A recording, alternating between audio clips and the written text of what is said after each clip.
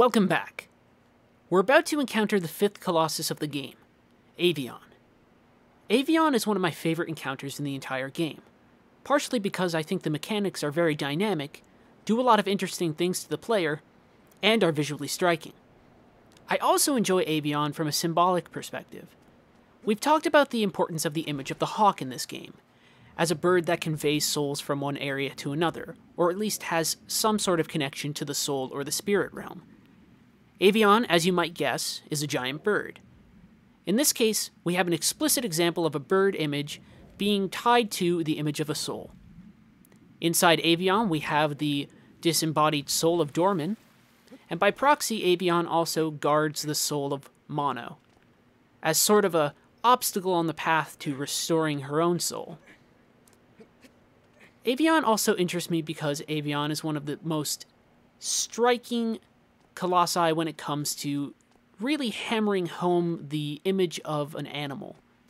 As we go through the game, we've noticed that Wander is getting more and more corrupted as he slays more and more colossi. With Avion, we start to wonder exactly why that is. Maybe it's just because he's taking part in some form of religious sacrilege. But if we start to look at the colossi we encounter, they start to become more animalistic, or just they take the form of giant animals in general. So we have to ask if there's some sort of other allegory going on. In this case, we want to wonder if Wander's corruption is somehow tied to a notion of destroying nature, or upsetting the natural balance of things. In this case, we might decide to read the narrative of this game as a sort of intrusion of humanity into the natural world. It doesn't quite fit entirely, but I think it's a strong read.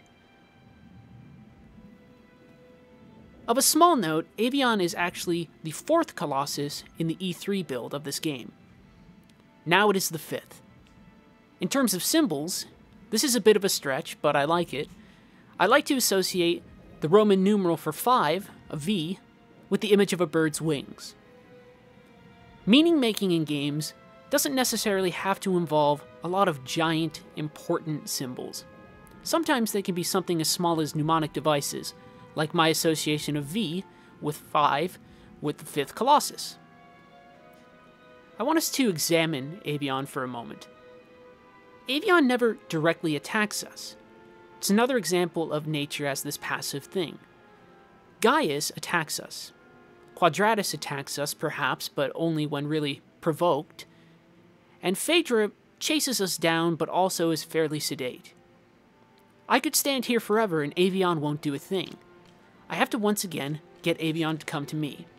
It's not really a puzzle, but I do have to shoot, and I do have to upset nature. Now the real fight's going to begin, and it's going to be a very tense fight. We have to jump onto Avion, and we're going to try and do a lot of visually dynamic things here. I should note that when I was talking about the idea of ludic pressure or ludic tension in this game, generally it's in terms of smallness. And here I think the additional speed of fighting the Colossus heightens that idea of smallness, but I think it creates an entirely different feeling. In this case, it's supreme anxiety. We don't feel like we can hang on for very long, and as we navigate the beast, even small risks like going across this wing are very, very controversial choices to make. You sort of have to figure out what you want to do and what you can do at any given time. The result is that the ludic is sort of creating a very harsh anxiety for the player.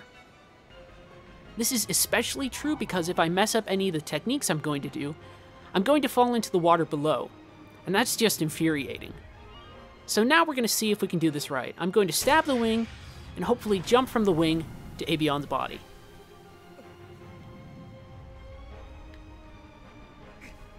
There we go.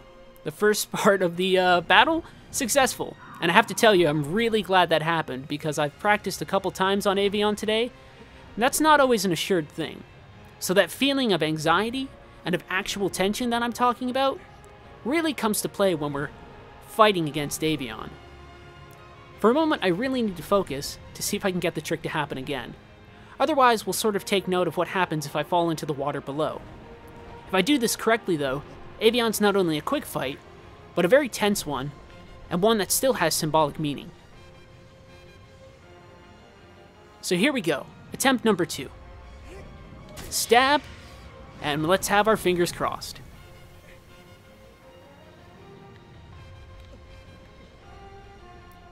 Sort of successful. Not quite what I wanted, but we can manage.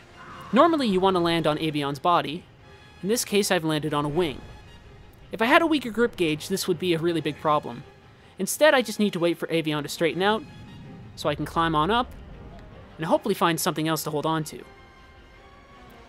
Avion's sort of unique, because Avion is one of the few, if probably the only, Colossi that we encounter that have 3 major sigils on its body.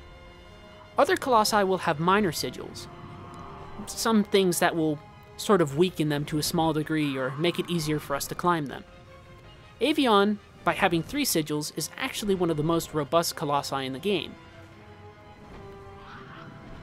If we keep in mind the notion of Avion as a bird, as a hawk, and then as an imagery sort of associated with the soul, there's a very strong sense that Avion is really a very strong container for whatever soul is inside, whether that's Dorman's or whatever fragments of Mono might exist. In general, this fight is really exciting. I think the tension that it creates, ludically, puts the player in a different mindset than they've been in previous encounters in the game, and I still really want to stress the symbolic importance of the imagery of a bird. And I will say I am very relieved that I didn't fall into the water once. As always, we wait until the sort of corruptive force of Dorman, or whatever it is, reaches our body. Here we can see the tendrils from a very far distance. It's a very dramatic camera angle. But they seize us all the same.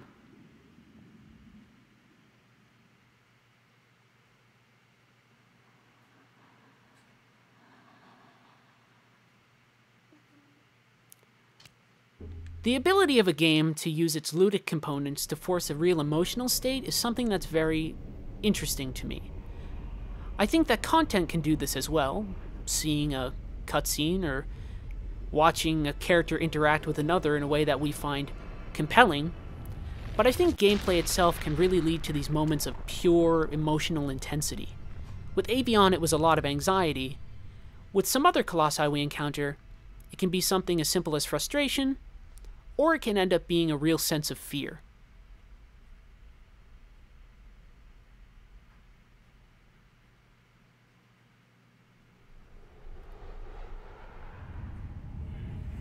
As per the norm, we'll get our next target from Dorman, and we'll move on to that in the next video. This one's going to be particularly interesting because I think it has a lot to it.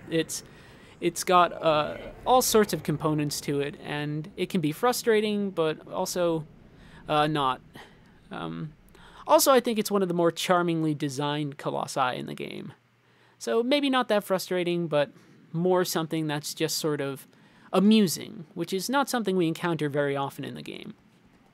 For now, that was Avion, one of my favorite encounters in the game, symbolically important, all of those things I've said, res ipsa locutor, blah blah blah blah blah. I really hope you enjoyed this segment. I love this encounter in the game. I'll see you in the next part.